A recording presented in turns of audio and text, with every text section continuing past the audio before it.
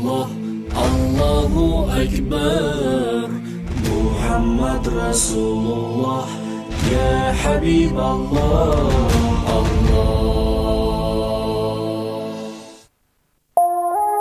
Eno Yes Salam TV. 2026 is calling and your voters are watching, listening, scrolling and streaming. Ready to lead? Then it's time to be seen, heard and remembered. Next Media is your campaign partner. From TV to radio, digital to mobile, even influencer power, we get your message everywhere. Whether you're running for MP or local council, it's your time, your voice, your victory. Book your space now with us on 0761 001 890.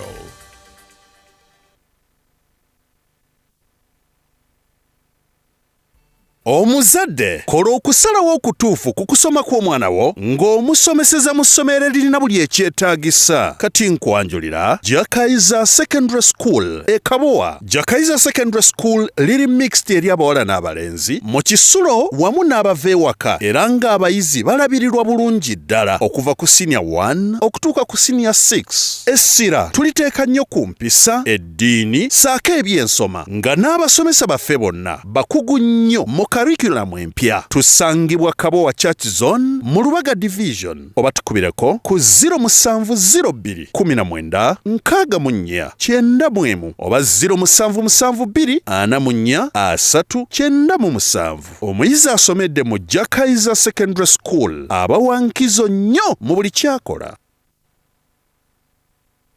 From 2 rooms in 2008 to East Africa's multimedia powerhouse today, we have told Uganda's stories, informed, inspired, and transformed our nation. Now, as we begin a new chapter, we are opening our doors once again, inviting Uganda's best suppliers and service providers to work with us. Next Media invites eligible and competent firms and individuals to submit bids for provision of goods and services for the financial year 2026 to 2028. From ICT and creative services to logistics, insurance and events, 51 categories of opportunity await. Visit our website and social media platforms for full details on how to participate. Partner with Next Media. Together, we inform to transform.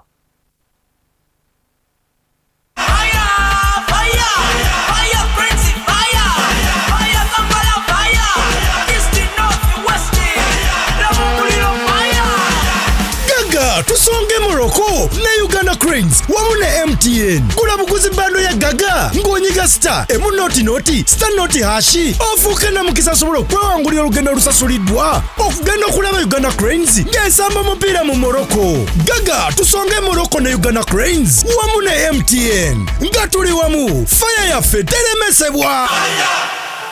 MTN. Amateeka n'obukwakulizo bigobererwa. MTN erungamizwa Uganda Communications Commission. Tata Jona, Landi Road era wona atukedde ya konkona. Okakasa. Hey.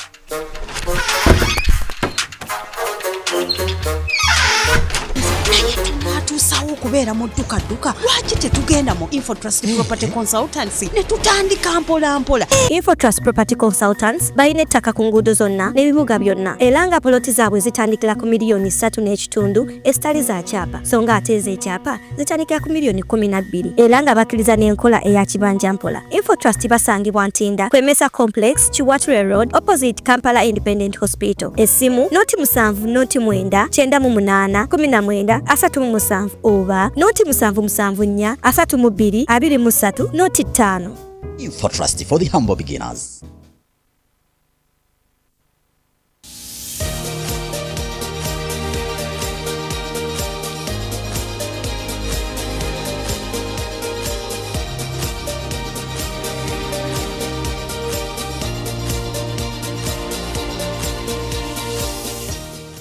Omulabi wa Salam TV omulungi, assalamu alaikum wa rahmatullahi wa barakatuh. Erinnya Hajjati Asiya Musanama Misimaira omutesitesera omwanjuzi wa programu y'amaka onkwaniriza ku lutimbe olw'emirembe olwa Salam TV yonna gy'osinziira okubanga amaka og'otabuliro siba munzeka onkuleetera abagenyi b'enjawulo ab'ebitiibwa tetumanya butya bwe tulina okutambuza amaka badde tumanya butya bwe tulina okuwangala mu nsi yaffe nga twekuumye obutafuna bisangosango ne tubeera mu Uganda abannaffe gye baga nti Uganda empya naye nga Uganda erifuuka empya ddala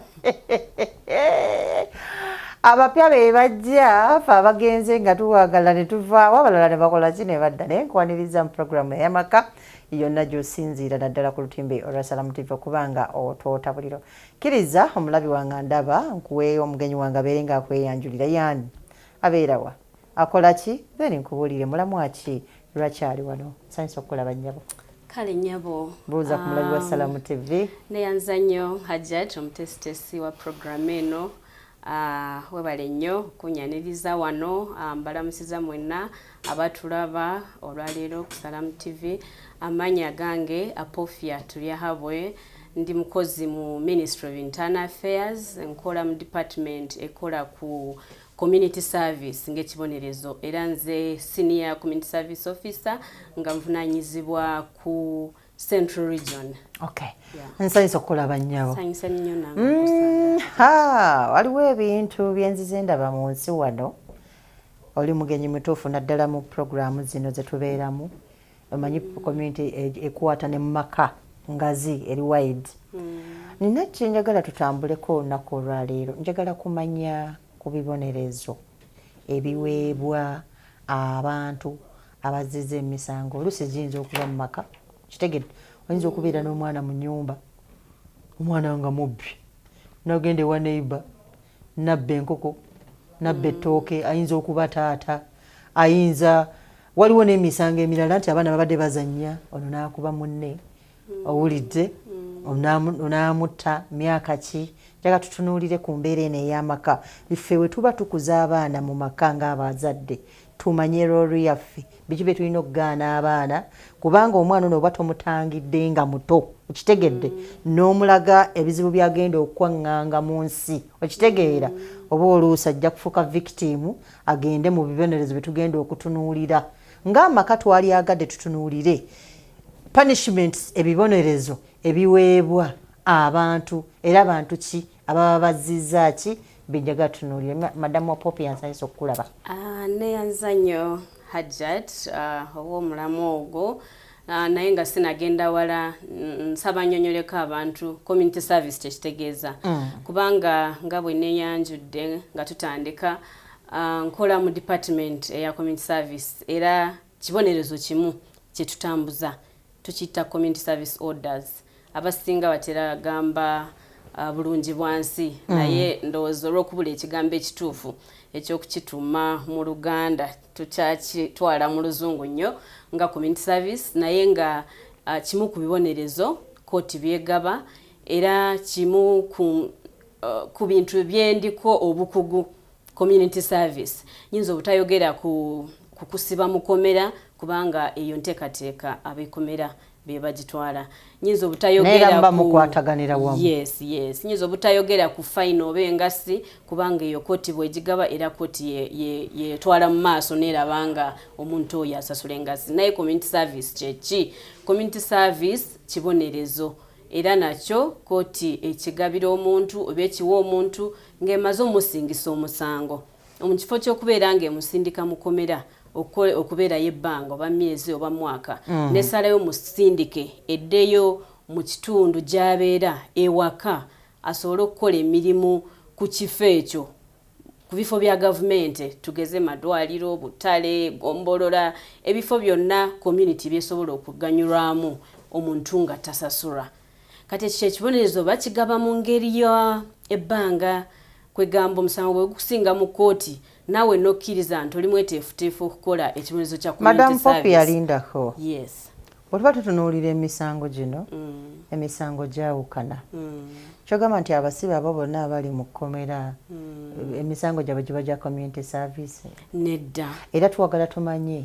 enjawulo mu misango okitegedde omusango gwe twogerako gwa community service ogenda okukola bulungi bwansi gwoba ozizza musango ki era nabano abazizza emirala toyinza kutta muntu nebaga agenda olongoose nedda toyinza kurepinga mwana tulina etteeka community service lyetambulirako Etteeka lyabagibwa Parliament mu mwaka ogw'2000 era liyitibwa Community Service Act.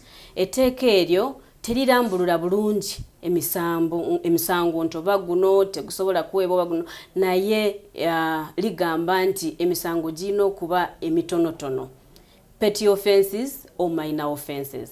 Emisango egya nagomola tegiweebwa community service. Naye waliwo n'ebirala bye batunulira. Tugeze bagamba nti omuntu alina okuba nga alina ekifo ekyenkalakalira w'abeera. Kwegamba tetugamba nti olina okuba wazimba oba olina amaka ageetengedde bwe gatyo, naye olw'okubanga nti community service is self-administered olina okwekubiriza okukola ekyo kimulezo. Tugamba nti olina okubeera ng'olina ekifo kyenkalakalira w'abeera. Njagala kubuuza akabuuzo nga sinabakkeerabira. Community service gwe mwokola. Ekitongole kino muba abapoliisi, muba abalamuzi, muba kinjagala tetuli poliisi, tetuli balamuzi, naye tulina kye tuyita criminal justice system. Ogenda kunyambako Kiganda wazanga kituuse maaso. Criminal justice system mulimu abantu ab'enjawulo oba ebitongole eby'enjawulo abakwatira wamu okulabanga emisango gigonjoolwa bulungi. Kuliko tugeze poliisi, waliwo ebitongole ebiyambako. Yes, tugeze poliisi gyogenda okureportinga nga waliwo akutuusizaako omusango. Waliwo kooti webagenda okusalira omusango. Waliwo ekomera gye bagenda okusindika nga bakusalidde ebbanga mukomera nga bagenda kusiba. Waliwo community service gyogenda ogenda nga bakuwadde ekibonyezo ekitali kyakubeera mukomera. Waliwo bapleada b'enjawulo nga be bagenda okuyimirira mu kooti. Kwegamba tulimu actors bangi mu criminal justice system okulaba nga emisango gitambula bulungi ne gibeera ng'omuntu eyawaaba omusango gubeera nga gukolebwako. Kati omusango we guggwera nga abantu ab'enjawulo buli omu akozeeko ki ekitonotono okulaba nga kwegamba tukiyita system. Mwateekawo community service eno okukendeeza ku mujjuzo ogubeera mu kkomera n'abantu abalina obusango obutonotono. Yes, community service era bagireeta olwa ebigendererwa bingi, si kimu kyokka naye ng'ekisooka okulaba nga tukendeeza omujjuzo mu kkomera. Nti kubanga owannagomola mwali, n'ono eyabbye akatooke, enkoko naye mwali. Kaakati twalabanga nnyo ng'omuntu asobola okugenda mu kkomera nga yabbye tugeze enkoko.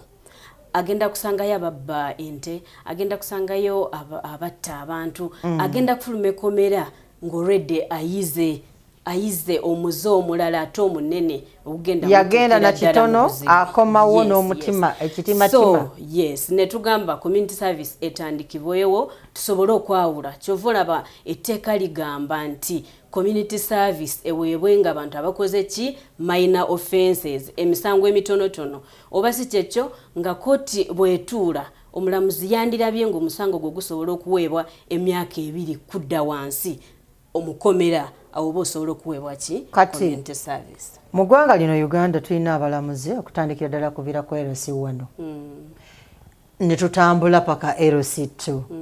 Aba community service bayingirawo watya ng'ekintu kiremye okuva wansi ku LC1 ne kyeyongerayo paka ne kituuka mu kooti, mmwe ne mulyoka muvaayo ne kituuka ku poliisi kubanga omusango gubeera reported ku poliisi. Muyingiriramu wali ku poliisi. Tusooka ku poliisi, awo fayiro neekolebwa netwalibwa mu kooti. Kati ffe tuyingirawo ng'omuntu bamuwadde ekibonezo kya community service naye era nga tebannakimuwa. Ng'ani akisaze omulamuzi kooti yeekikoze. Yes, kooti yegaba kino ekibonerezo era tebakugambanga nti mwana wange yabadde ku poliisi ne bamuwa ekibonezo kya community service n'akomawo nedda. Eyo teba community service. Community service egabibwa kooti, kibonerezo kooti kyegaba. Njagala kubuuzaako katono. Njagala tuyige. Kooti ya LC1 tesobola kulamula musango singa omuntu aba aloopyemu omusango negusala neguggwa nga tegweyongeddeyo kutuuka gye muli. Kooti ya LC eyina obuyinza obusala emisango. I think they have an act baina etteeka eribawo obuyinza okusala emisango naye ennaku zino tezibadde active bulungi nga emisango egisinga gitwalibwa ku kooti.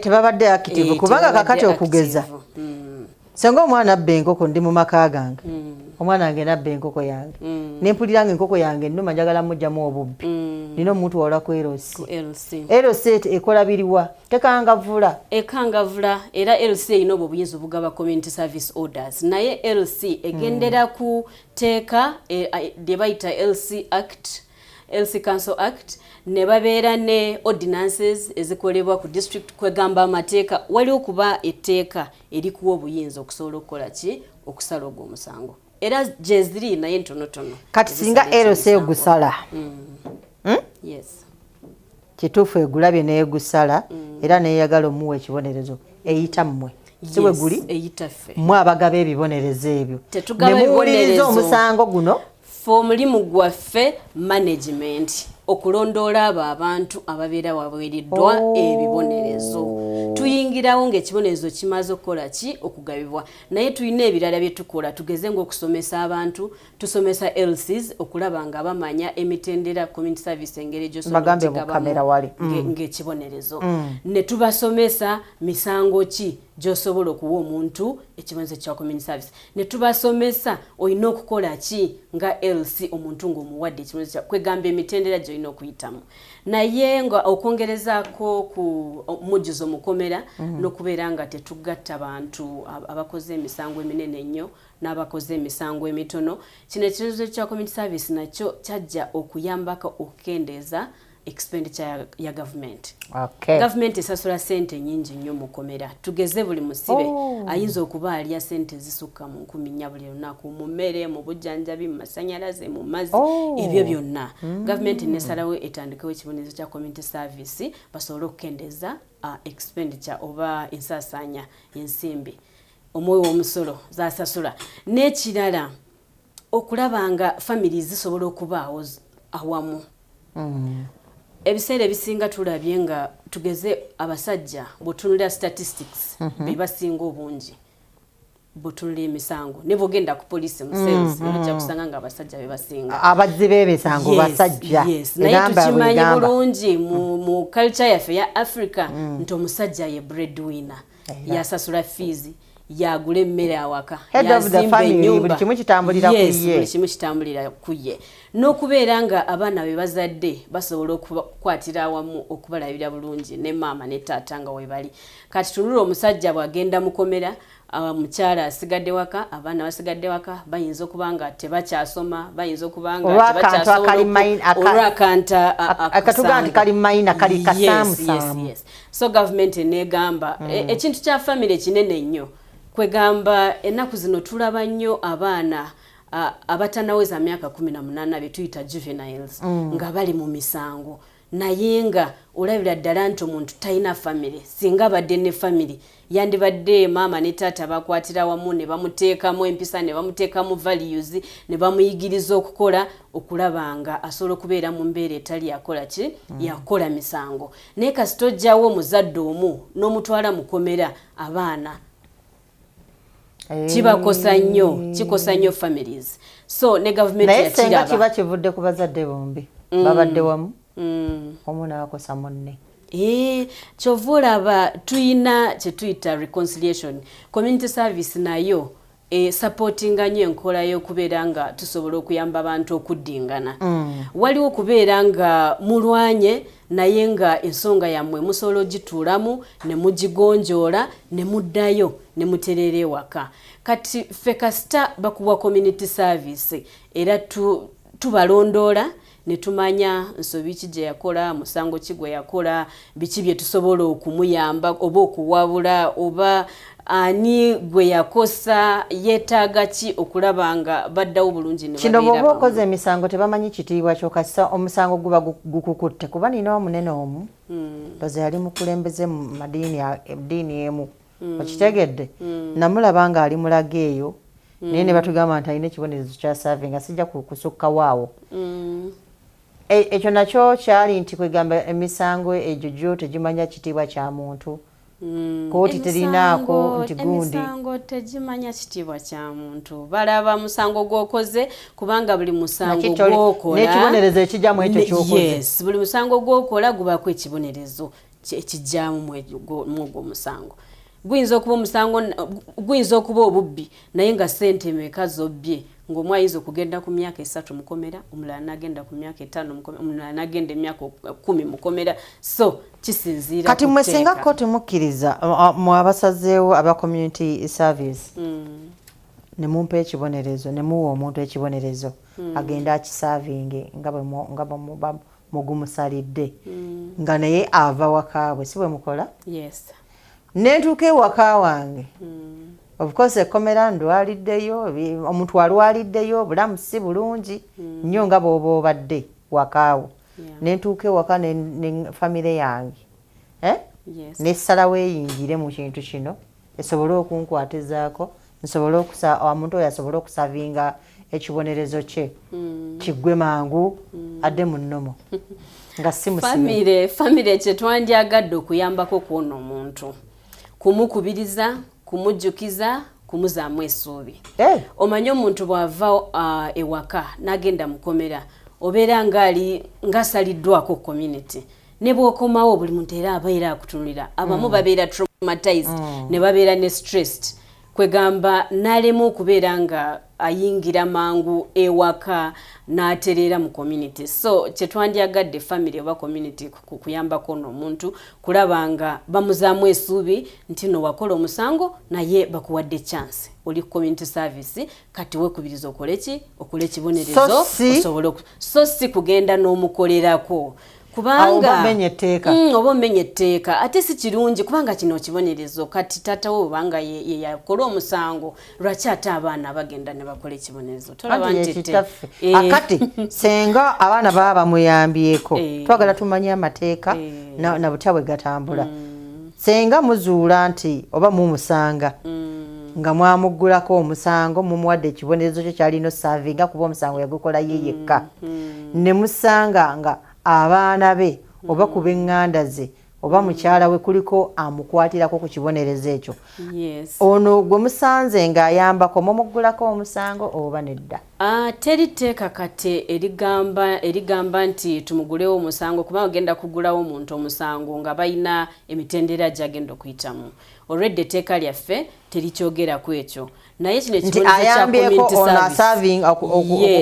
aba amenya etteeka amenya tteeka naye talina musango mwekiri mu tteeka nti omuntu talina kukola ki kuyambibwako so aba amuyambyeko alina okwekolera ekibonerezo ng'omuntu oyinza okujja n'olima tugeze bwe kuba kulima oba kugogola omwala n'ogogola naye katooli eyaweebwa ekyo kibonerezo jjukira buli lunaku bamuteerako essaawa z'alina okukola ayinza okuba yakoze kati zonna yamanyi nti omulimu yagumaze naye oli supervisor oba nampala amulondola n'agamba waaye guli omulimu si yegwe wakukola ki wagukola n'omaliriza ng'oyonoonya obudde kubanga buli lunaku lw'okola aba alina okusayiningirako nti omulimu gwemuwadde agukoze bulungi paka tugeze ennaku nga 3 kati bw'omala okujjuza olwo olupapula lwonna oba olina okuluwa omuntu ono gwe bawa community service n'aluzaayo eri kooti nga nampala yasayininga ng'alaga buli lunaku omusajja yajjanga n'emuwa emirimu n'agikola bulungi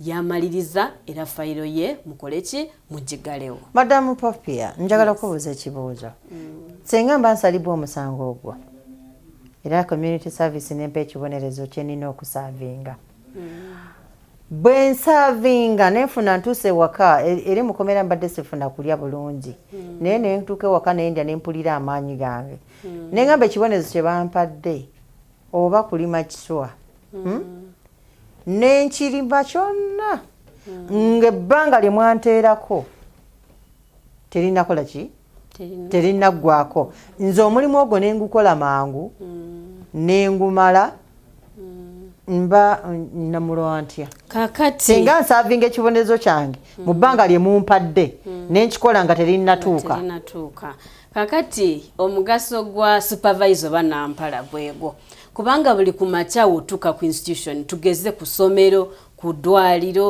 ku katale ku gombolola bw'otuukawo bw'oti waliwo supervisor agenda okualoketinga ki nti olwaleero ogenda kukola bwe kiti era ogenda kukola ng'omanyi ne supervisor ng'amanyi ono omusajja akola essaawa 2 buli lunaku era abeerawo okusupervisinga n'okulaba nti kale tugeze okoledde essaawa 2 guno omulimu gw'okoze gujjamu mu ssaawa ze baakuwanga ekibonerezo bwe guba tegujjamu asooka okugamba waaye kola omulimu gukola ki ogulabika oguli presentable oba bw'oyagala okuyisaamu obudde ayinza okugamba ssebo ssaawa zituuse kola ki oba olina okunyuka leero so olina okugoberera etteeka n'enteekateeka gy'obeera nga wakola ki osayininga okugenderako. Madamu Afofia from Ministry ya Internal Affairs yakubuuza kino oba temutera kugaba bibonerezo nga byakukola kumala mangu okugeza ebibonerezo oluusi nga mugenda kumpa ku lukooza ddwaliro omwezi mulamba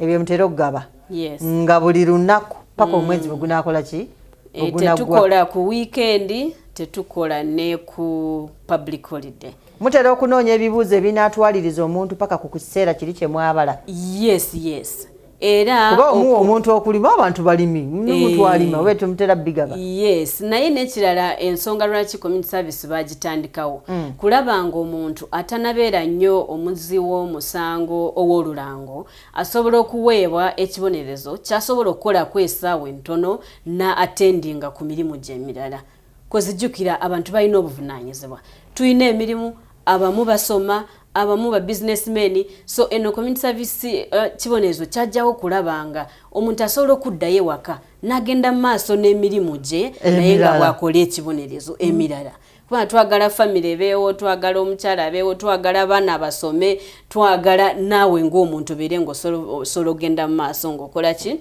self development so okukaanya nti ojja kukola nga ssaawa 2 paka ssaawa 4 tekikosa muzi w'omusango wabula kimuyambako okulanga obulamu bukola ki bugenda mu maaso. Kati omuntu omba mumuwadde ekibonerezo ekyo mumuwanira obudde bwali mintu ekikoleramu oba bwensooka n'engendako mu mirimu gyange nemanya nti naye nina okukola ekibonerezo kino esemasi tukaanya obudde era bw'otuuka wa supervisor omulamuzi ajja kuva ku kooti nga kugamba buli lunaku ojja kukola nga ssaawa 2 kati bw'otuuka wa supervisor ye nawe n'owaayo ki ensonga yo n'ogamba nja kukola nga kuva ssaawa 8 paka ssaawa 9 oba nze nsoma mbadde nsaba 11 paka 12 yes naye obudde obusinga twagala bubeere within working hours kubanga akusupervisinga mukozi wa government era agenda kubanga anyuka abasinga ssaawa 11 mpoza awalala we bakola ekiro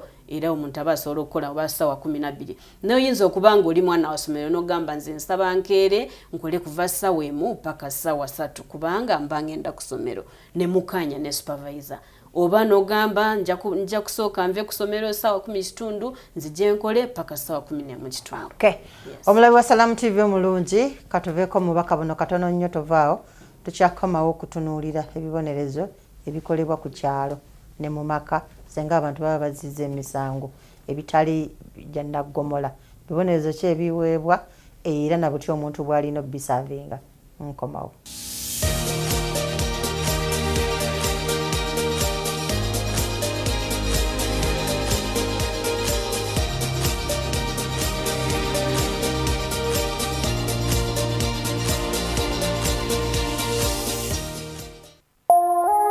Eno ye Salam TV.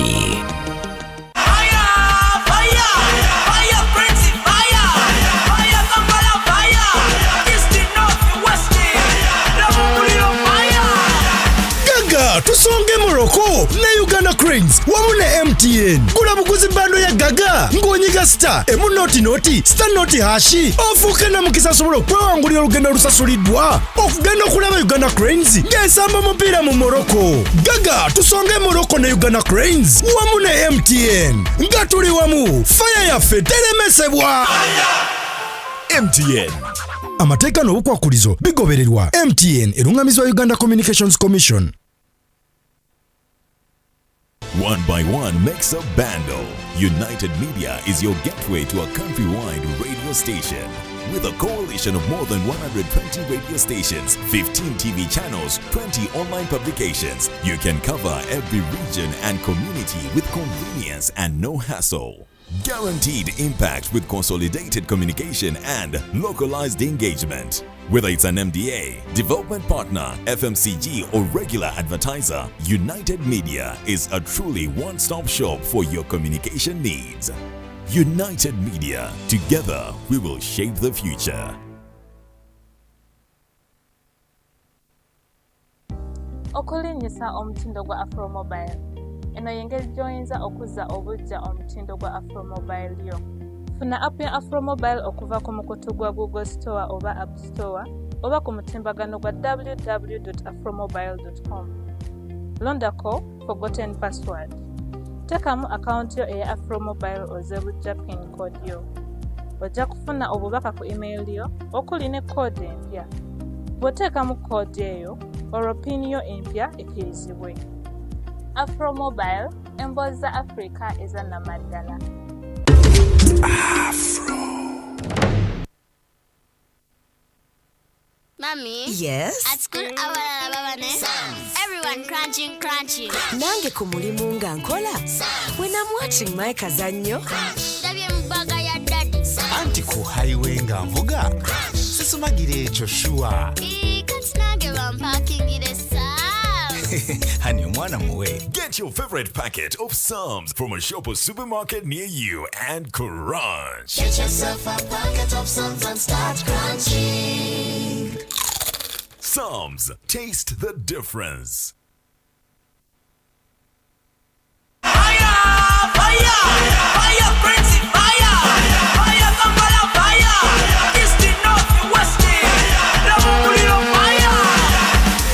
Tusonge Morocco ne Uganda Cranes wamu ne MTN. Gula buguzi bando ya Gaga ng'onyiga star emunoti star noti hashi ofuuke na mukisa sobola okwewangulira olugendo olusasulidwa okugenda okulaba Uganda Cranes ng'esamba omupiira mu Morocco. Gaga tusonge Morocco ne Uganda Cranes wamu ne MTN nga tuli wamu fire yaffe teremesebwa.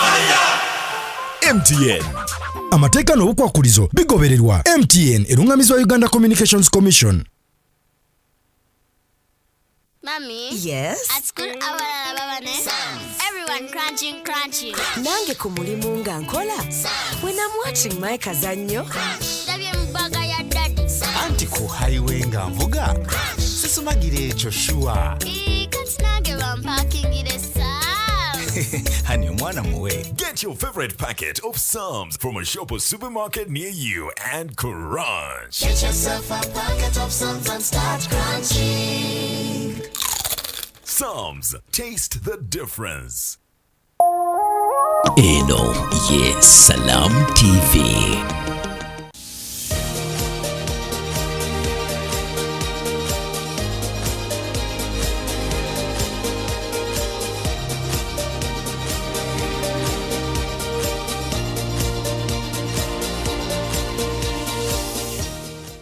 Nkwebaza nti webale nnyo webalire ddala yonna gy'osinziira okubanga weekuumidde ku lutimbe olwa Salamu TV.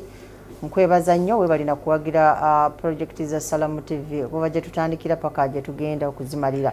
Nkwebazaamu ak'ensuso nti webale nnyo webalire ddala. Katweyongereyo okutunuulira ebibonerezo ebiweebwa ebikolebwa ku kyalo, emisango, amwana abbye, anti twasula buvunaanyizibwa oluusi okukuza abaana, mwana anywa enjaaye, omwana mubbi, omwana malaya afuluma genda kusula mu bidongo. Ebyo byonna senga muzadde mpulira nti siri mu mativu, siri musanyufu na mwana, nenkwata omwana ne mutwala mu mateeka. Amateeka gagenda kubanga ganyamba gatya okangavula omwana ono oba oli awo nsobole okumufunamu. Abaffe wanaagenda ne bamuwa ekibonerezo ekyo bo nga kooti balowooza nti kiyinza okukyusa ku mwana ono n'abanga adda mu nnomo mu mbeera gye tumwetaagamu. Ebyo byonna njagala tubeerenga tubitunuulira. Madamu Fofia, Yes. Njagala tutunuulire ku bibonerezo bino ebiweebwa abantu. Bantu kika ki ababifuna era n'emyaka ki? Era mu myaka mutunuulira nti okusinziira ku myaka gy'ono ne mulyoka mu ekibonerezo kyateekeddwa osaavinga oba okusinziira ku musango bwe muweera omuntu ekibonerezo. Twakatunuulire ku myaka na kibonerezo kijja mu myaka gye oba nedda. Oba omuntu wabazizza omusango aba teyeesalirawo. Meyanza nnyo Hajjat, namwe abatulaba mwebale kusigala nga mukyatambula naffe. Emisango kansokere ku misango nga sinagenda ku myaka. Emisango nga bwe mbadde njogeddeko ngambye nti emisango egitali minene nnyo. Naye mpozi nsobola obbawo ekyokulabirako tugezese kubanga emisango egisinzeeyo okuweebwa community service mulimu obubbi, tugambyeko obubbi nga si bwa ssente nnyingi nnyo. Tugeze muno babba nnyo obusimu oba mukyalo babba nnyo bakuba emikono mu nsawo z'abantu. Kati bwe balaba nga embeera gye wazaamu omusango tewasindika muntu oba tewakuba muntu n'olyoka omuggyako akasimu nga ka mitwalo 3 oba nga ka mitwalo 5 oba osobola okuweebwa chance n'oweebwa community service ate ne balaba nga oludde nga tokola misango oba tosibwangako. N'ekirala abantu abakola criminal trespass okusalimbira watali wawo nakyo tulabye nnyo nga abantu baweebwa community service. Tuyinamu abantu okulwana afray temukanyiza mulwanye naye teri atuusizaako nnyo munne obulabe basobola okuba wamu ekyo kibonerezo kya community service era tuyina bangi mu database yaffe ku Ministry of Internal Affairs. Ne tubeerako ne assault kale omuntu mulwanye era omukubye naye tumutuusizaako nnyo ki bulabe naye era osobola okufuna community service. Ne tubeerawo n'emisango misango gya domestic violence obutakanya wakati w'abasajja n'abakyala baabwe obutabanguko mu maka nabo tugezaako nnyo okulaba nga bwe kiba kitonotono kubanga emisango egiva mu butabanguko bw'amaka oluusi gibeera minene nnyo naye baba mitono nga tusobola okutuuza omwami n'omukyala ne tumubudabuda ne tuba kansolinga ne bakanya ne bareconcilinga baba basobola okukola ki okuddamu okumuwa community service n'addayo. N'emisango emirala emitonotono kati bw'otunulira ku myaka age of criminal responsibility bagamba emyaka omuntu gy'asobola okubeera nga ateekebwako omusango eri 12 years mu Uganda. Myaka 12. Yes, naye tulabanga from 12 years to 18 years abantu bakyali ki bana bato. They are juveniles. Kati tuyina etteeka eri abaana erya Children's Act.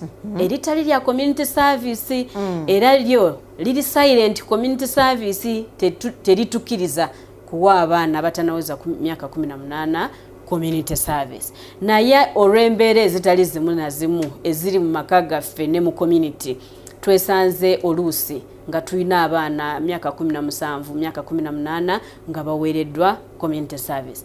Naye omwana bw'aba bw'atyo nga tumanyi nti kale anaatera okuweza 18 naye tanaweza okumuwa emirimu gya community service tulina okulaba amaanyi obusobozi physical ability mulimu ki gwasobola. Toyinza kukwata omwana nga olaba akyali muto tanaweza ku myaka 18 ate n'omuwa oba kuba bloka oba emirimu giri egizitowe nnyo kubanga Children's Act eyogerako nti eyinza okuba child labor.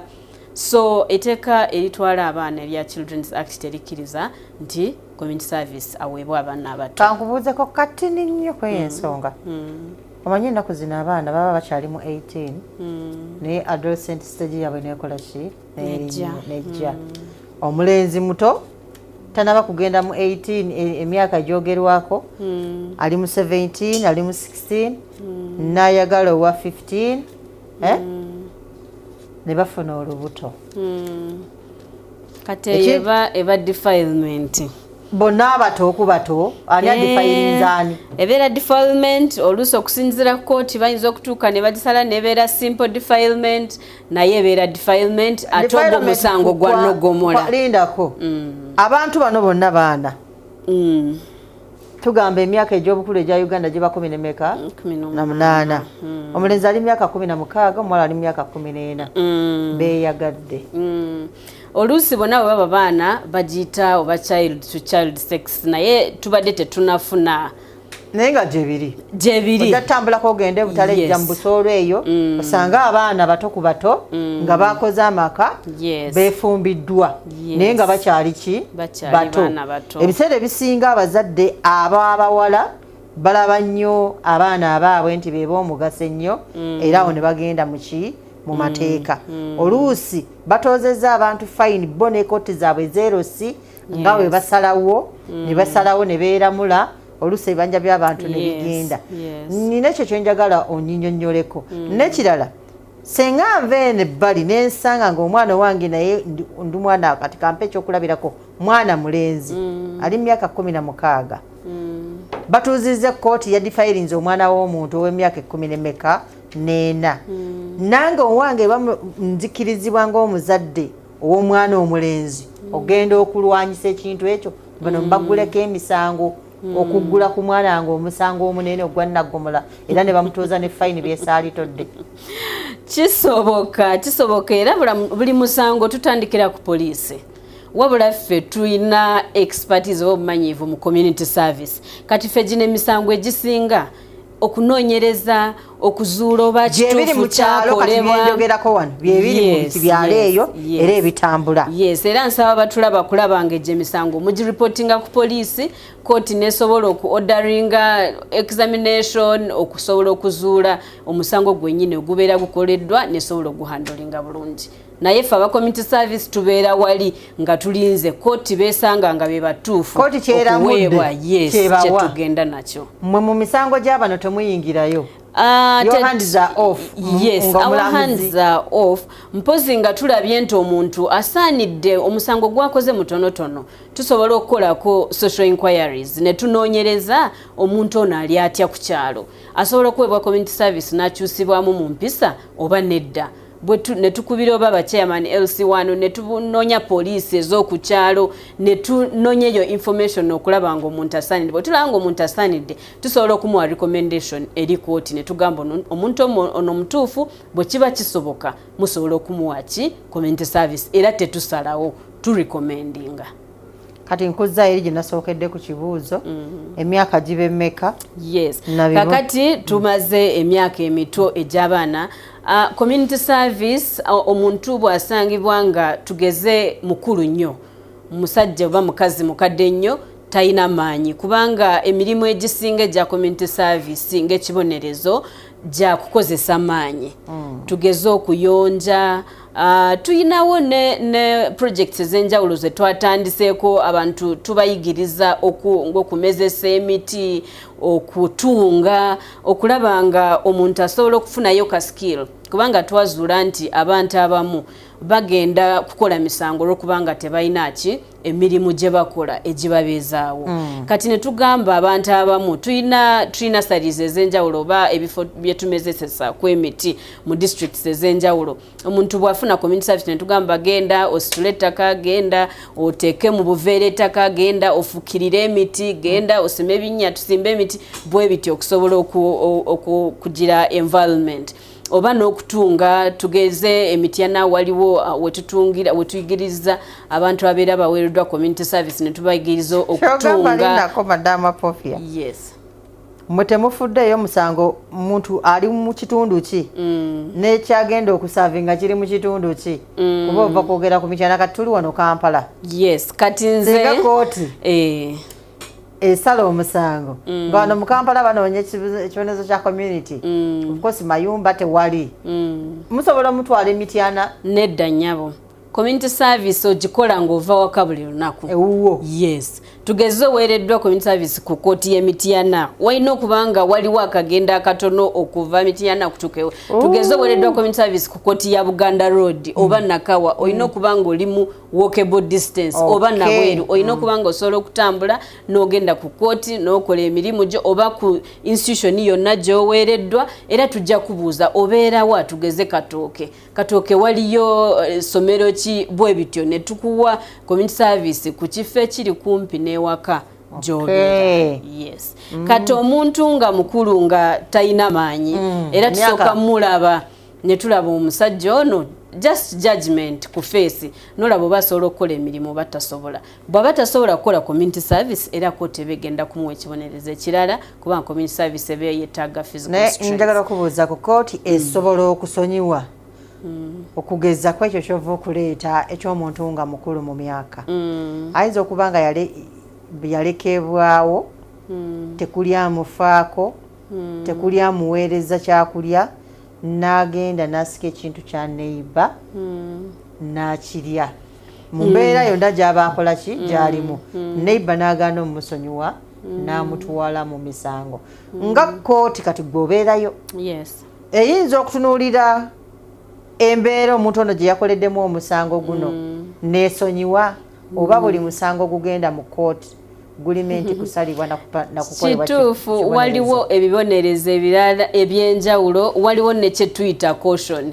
era nga bw'oyogedde kooti etunulira omusango n'etunulira n'embeera gye wakola ki gye wagukolamu waliwo okubeera nga wabba akasimu n'okanyakula n'ogenda naye waliwo nasika ensawo ng'oli ku boda nakuba n'oluwi n'okola kwegamba ebyo byonna kooti ekola ki era tuta akasimu n'adduka teyenkanya kibonerezo none eyataddeko n'ebirala nakuba n'omuntu na bingi kakato mu kooti mulimu ne kye tuyita caution kimu ku bibonerezo nti kooti esobola okulabula negamba tukusanze ng'oli guilty wakola omusango guno wabba enkoko ya mwami gundi naye kooti ekoze eki esazeewo okukulabula genda waka toddamu kukoleyo kooti yo neegusala neekusonyiwa waliwo olunaku lw'eggulo nadde ntambula nawadde ngenda mu mirimu gyange aba booda ne bava ku kkubo lyabwe wakati ne badda eno ku mabbali oba ku pavements ne batandika okuvugirayo ki epiki babadde bangi be basanze omu eyabadde ku kataka ye teyaviiridde booda wabula yafunyiza ngumi natandika okuba owa booda n'aseseetuka ngadde eno muki mu mmotoka bwe guba musango ogwo njagala tugutunuulire oli azizza omusango ayise eno ku peva watayisibwa muntu pavement gwasanze ku pavement kubanga yalaba nti ali right ye mutuufu n'akwata ebikonde n'amuba n'akozinga accident ono nadde eno mu mmotoka zino ki ennyingi z'abadde asala njaga tunuulire singa nziza omusango ku muntu n'omuntu naye n'asinza naye n'anziriza gwa naggomola gugwa mu kooki bwe busanga ejje mitonotono abanje bagenda otunuulira kakati giba misango gwemanyi nti tulinamu traffic offenses nazo ezimu zetufunye neziweebwa community service tugeze ng'okwo okuvugira ku kataka naye kati bwe kugendamu okukuba ate ogwo guba musango omulala kwegamba misango gya njawulo ate tewali ono yazze n'alumba ono ku kataka yes katukitwale bwe tutyo yavuze akataka bwe yasanze ku kataka n'afunya bikonde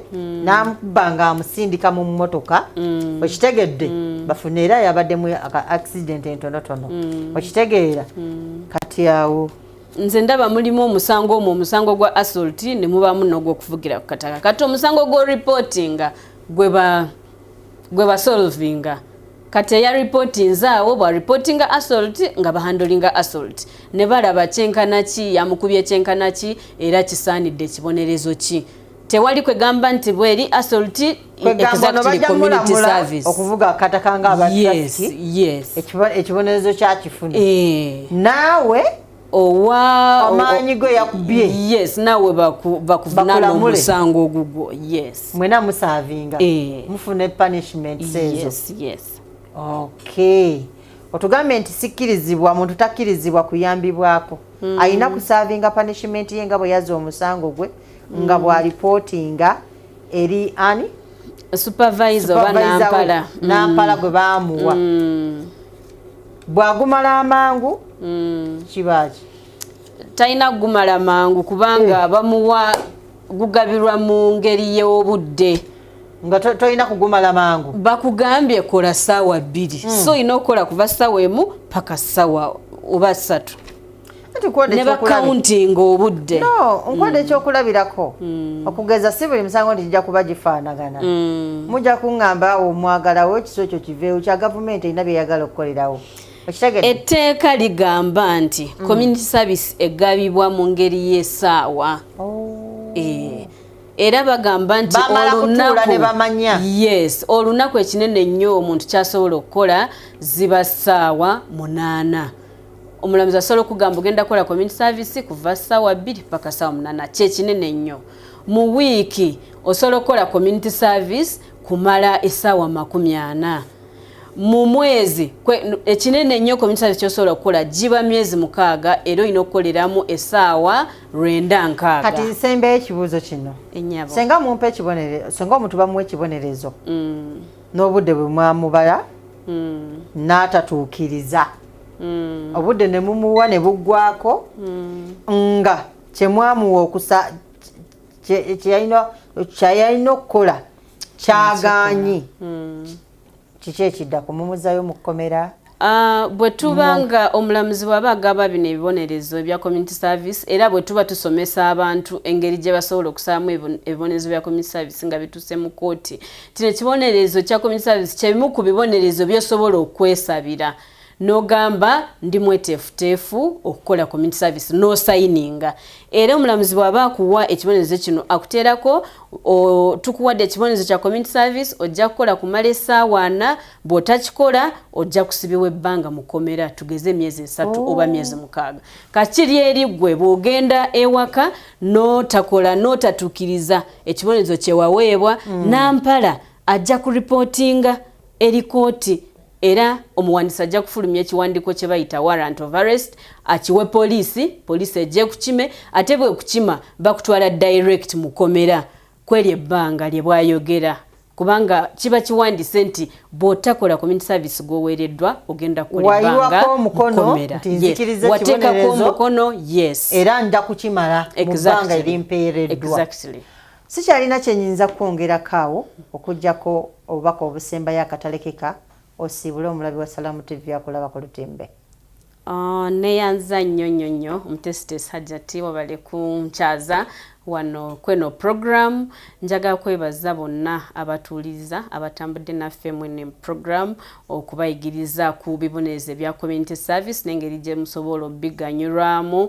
Mbasaba nti abatuuliriza muyinza okuba mu bitundu bya Kampala ebyenjawulo community service eri mu ggwanga lyonna era wano mu kooti zonna eza Kampala zigaba ebibonerezo bya community service. Bwe mulaba abantu abo ababeera baweereddwa ebibonerezo bya community service mubaanirize bakomewo ewaka tubabudde tuba advising tomuyeeya tomutraumatizinga tomugaana okudda waka basobole okubeera nabo nga baddamu essuubi ne bamanya nti wadde okozeeko omusango waliwo ebibonerezo tugeze nga community service tebakuwa chance n'oddayo mu kitundu kyo gy'obeera n'osobola okweddaabulula n'oddamu n'otereera ng'omutuuze omulungi. Tweyanza nnyo okutuuliriza. Webale kujja.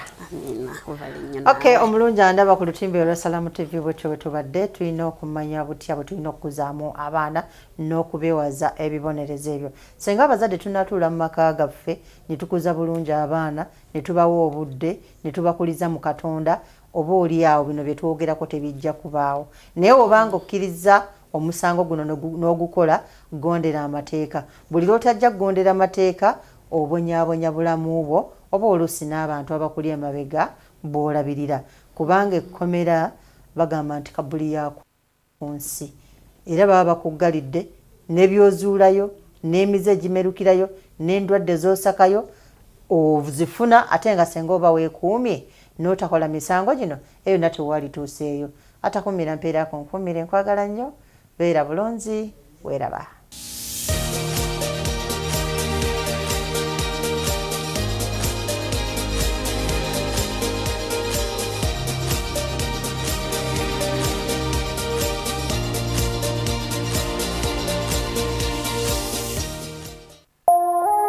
Eno ye Salam TV. Sad moments and more especially death are inevitable, but malaria deaths do not have to be one of them. Do not regret. The power to chase mosquitoes lies in your hands. Mosquitoes lead to death. One bite could cost you everything. All you have worked for will be left behind. Your children will be left in the hands of no one. All property will not protect you. Sadly, your friends and family will move on. Protect yourself and your loved ones from mosquito bites. Sleep under a mosquito net every night. Clear bushes and stagnant water around your home and close all doors and windows by 6 p.m. The power lies with you.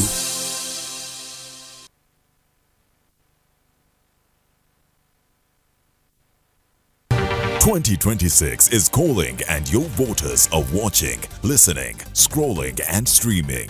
Ready to lead? Then it's time to be seen, heard and remembered. Next Media is your campaign partner. From TV to radio, digital to mobile, even influencer power, we get your message everywhere. Whether you're running for MP or local council, it's your time, your voice, your victory. Book your space now with us on 0761 001 890.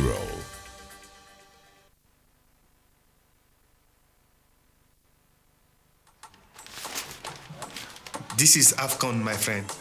Everything is a competition. Everything.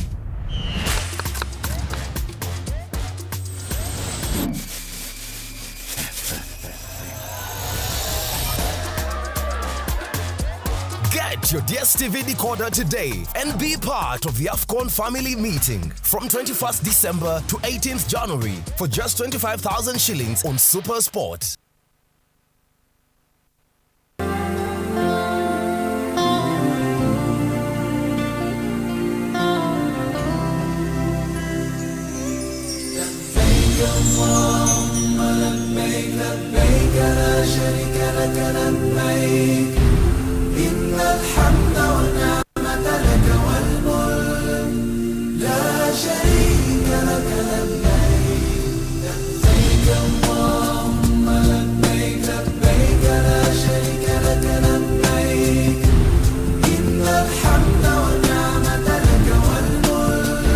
Luli hijje ezasookanga tosobola kubeera mu biseera ebyo nga tosenyusa enviiri ezaffe kaweweevu sometimes naye era naawe obeera exhausted already.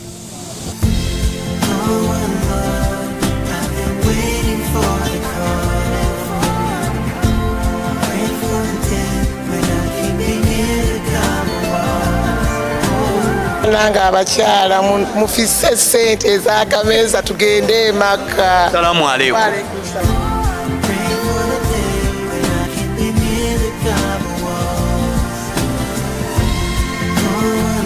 Tuyanziza nnyo Allah okutuwa omukisa ne tuva wano nga tuli balamu. Hijja ebadde etya omwaka guno? Mukutwalira wamu hijja ebadde nnungi era ebaddemu abantu nga basengejje.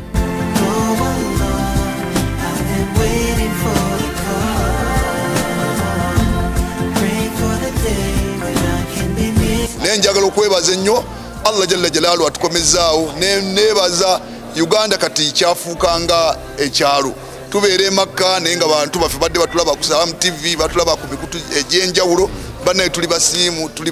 Uganda Bureau of Hajj Affairs nagisavingamuuko naye ebisanja bibiri nenjivaamu ekola omulimu gw'amaanyi tugikubiriza okwongera okuteekayo ebirango okubeera nga okusensitizinga abantu okubamanyisa ng'obudde bukyali bannange tugenda ku level tugenda ku kintu bwekiti yebeere nga yijjako omusango abaana abasigadde basigale nga bakereebukereebu.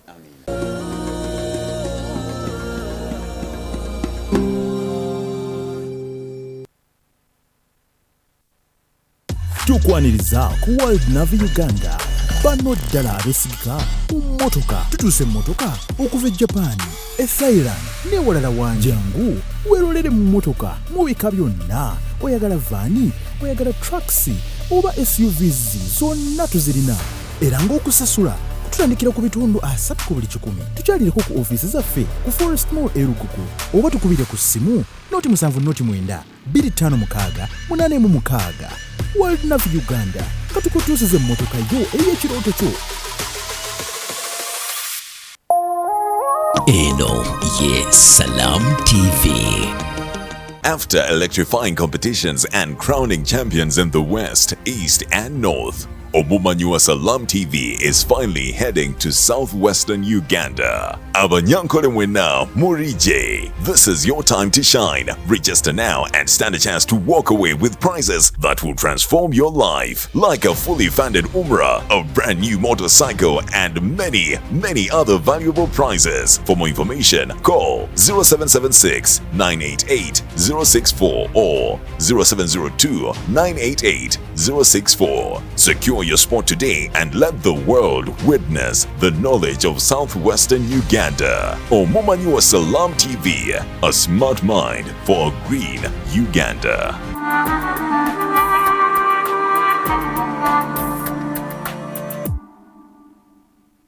Kanizi Fatima, good girl. Kanizi Fatima, everyone loves her. She is truthful. She strives the wrong and enjoys the right. Fatima, everyone loves her.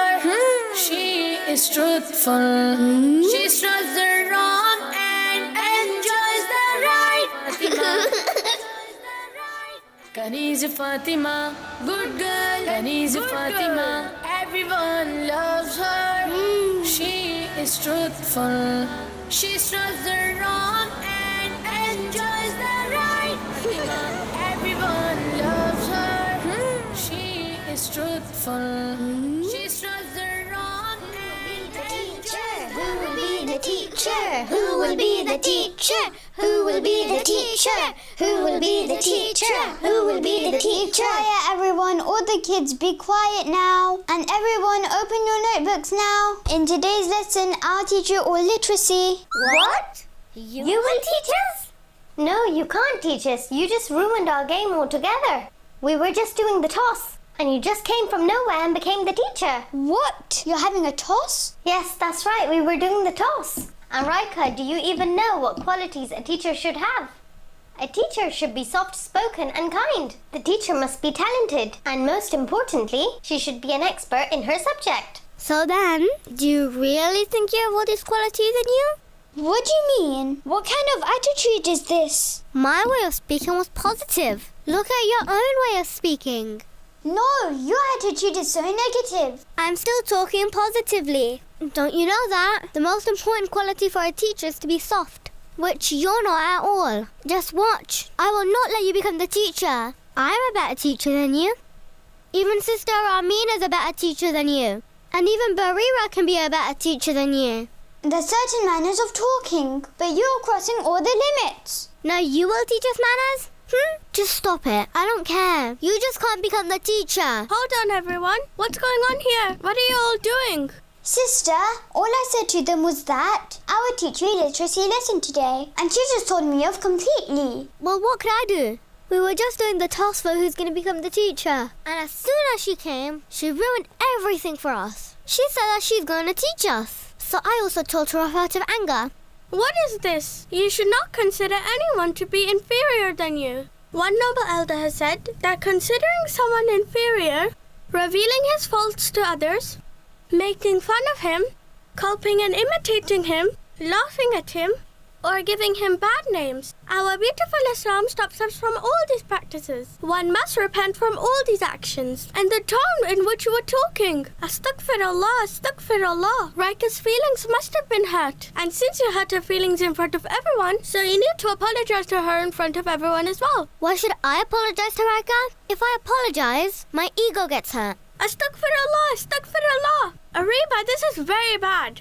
You should not make a small tiny matter a matter of your ego. Rather, on such occasions, you should immediately accept your mistake. Sorry, Raika. Whatever I did or said, please forgive me over it. Yes, all of you apologize to each other. And keep your hearts clean. Good girl. Everyone loves her. I'm sorry, sister. Don't apologize to me, apologize to her. I made a mistake, Hariba. I'm sorry. MashaAllah, you see how wonderful it is. Both of you accepted your mistakes. May Allah be pleased with all of us. And look, whatever happens, we should make sure that we don't become angry. Allah Almighty states in the Holy Quran, وَالْكَازِمِينَ الْغَيْظَ, and those who suppress their anger are beloved to Allah Almighty. And yes, as far as becoming a teacher is concerned, whoever is the most talented will become the teacher. Oh, sis, that of course is me. Me too, sis. Sis, that's me. Hold on a sec, all of you just stop.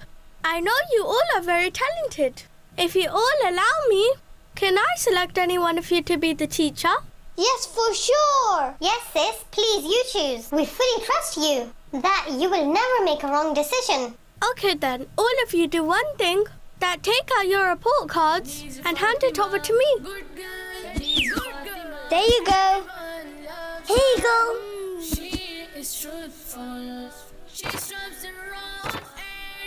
Okay, listen everyone. Who will become the teacher? The teacher will be...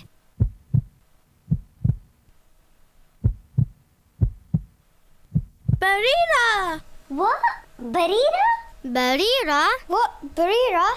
What, me? Me? Jazakallah, sis. This time, we couldn't become the teacher, but next time we'll teach Barira a lesson. Have you even seen Barira? How strange she is. Yeah, I know. She doesn't even know how to dress up properly. I don't like her at all. Huh? Oh no! Oh Allah! Oh Allah, please forgive me. Astaghfirullah! Astaghfirullah! What happened? What happened? What's wrong with you? Ariba, do you know that? We are backbiting. Backbiting? What is that?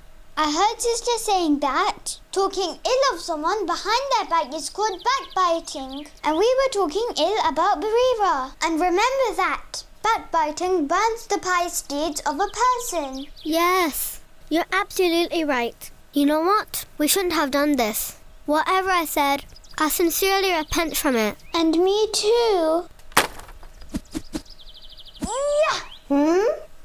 Kaniz Fatima, good girl. Kaniz Fatima, everyone loves her. She is truthful.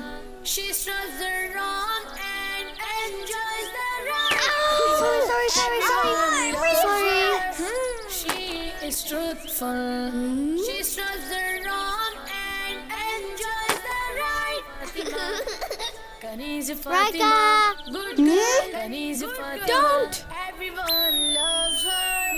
She is truthful. She strives the wrong and enjoys the right. What you gonna teach us? What should I teach them?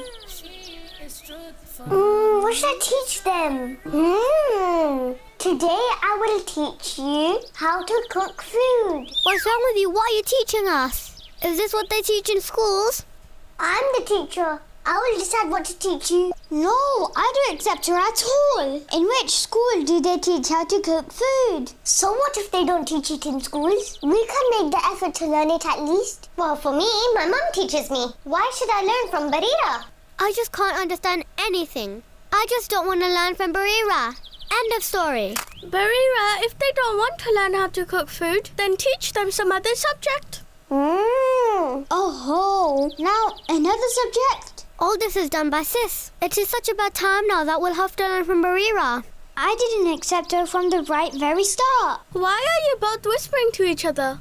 The final messenger of Allah, sallallahu alayhi wa sallam, has said, when you are 3 people, then 2 people should not secretly talk to each other, leaving out the third one, until many other people join the gathering. As because of this, the third person who is left out will become sorrowful.